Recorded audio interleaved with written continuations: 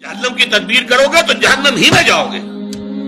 اللہ تعالیٰ زبردستی کسی کو جنت میں داخل کرنے والا نہیں ہے، اور جنت کا معنی ہے تو محنت کرنی ہوگی، اس کے لیے محنت اور مشقت کرنی ہوگی، اس کے لیے ایمان اور عمل صالح اور تواصی بالحق اور تواصی بالصبر کے تقاضے پورے کرنے ہوں۔ لہٰذا یہ ہمارے ہاں جو اللہ تعالیٰ کی صفت غفاری اور اللہ تعالیٰ کی صفت رحیمیت کا حوالہ جو ہے دے دیا جاتا ہے، ما غرک بربک الکریم، ایک مرکزی مضمون ہے یہ اس سورت کا جو آخری پارے میں ہے، سورۃ الانفطار۔ تمہیں کس چیز نے دھوکے میں ڈال دیا اپنے رب کے بارے میں؟ وہ کریم ہے، رحیم ہے، لیکن اس نے تمہیں اختیار دے کر تمہیں امتحان میں ڈالا ہے، اور اس کا نتیجہ نکلے گا تمہارے اعمال کے اعتبار سے۔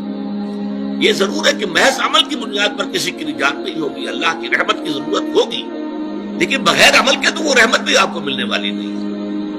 اپنی سی محنت کر کے اللہ تعالیٰ کی رحمت کا اپنے آپ کو مستحق ثابت کرو، پھر وہ رحمت خداوندی جو ہے دستگیری کرے گی۔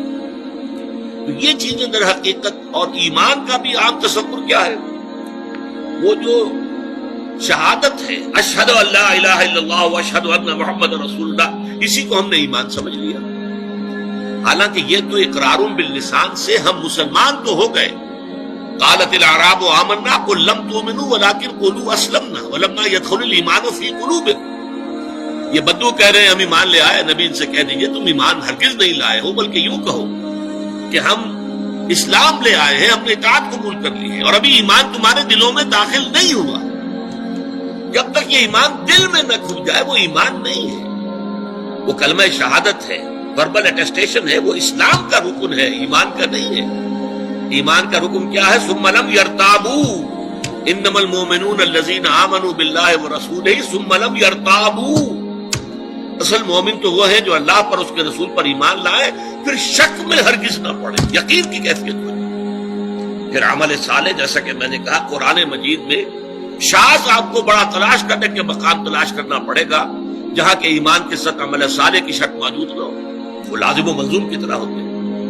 پھر یہ تواصی بالحق اور تواصی بالصبر، تو یہ تمام چیزیں لازم ہیں، اور ان کے لزوم کو در حقیقت ذہن نشین کرنا، جیسا کہ میں نے عرض کیا کہ اس کی ہمارے اس منتخب نصاب کے درس کا مرکزی ہدف یہی، ٹارگٹ یہی کہ ہمارا جو تصور ہے فرائض دینی کا وہ بدل جائے۔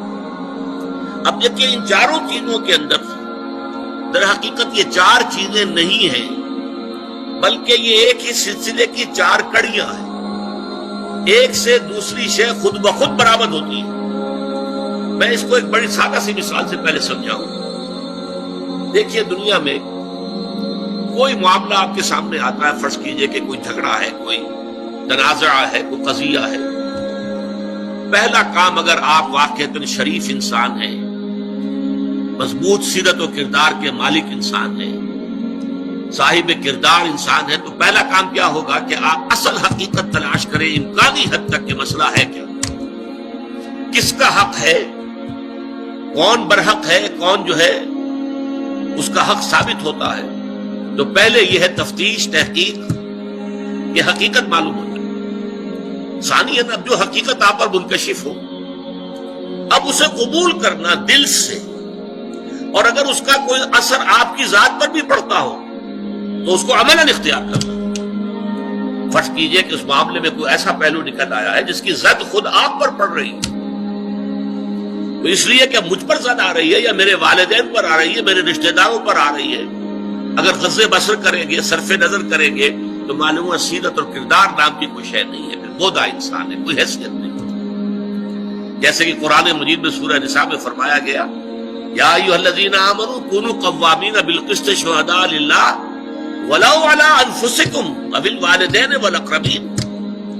اے ایمان والو، کھڑے ہو جاؤ عدل کے علم بردار بن کر، اللہ کے لیے گواہی دینے والے بن کر، اور چاہے کوئی معاملہ ایسا ہو کہ جو تمہارے خلاف جا رہا ہو، تمہارے والدین کے خلاف جا رہا ہو، تمہارے رشتہ داروں کے خلاف جا رہا ہو، عدل کا دامن ہاتھ سے نہیں چھوڑو۔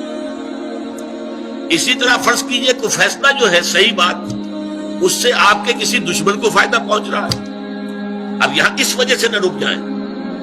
یا ایھا الذین آمنوا، یہ سورہ مائدہ میں ہے، کونوا قوامین للہ شہداء بالقسط ولا یجرمنکم شنآن قوم علی الا تعدلوا اعدلوا هو اقرب للتقوی۔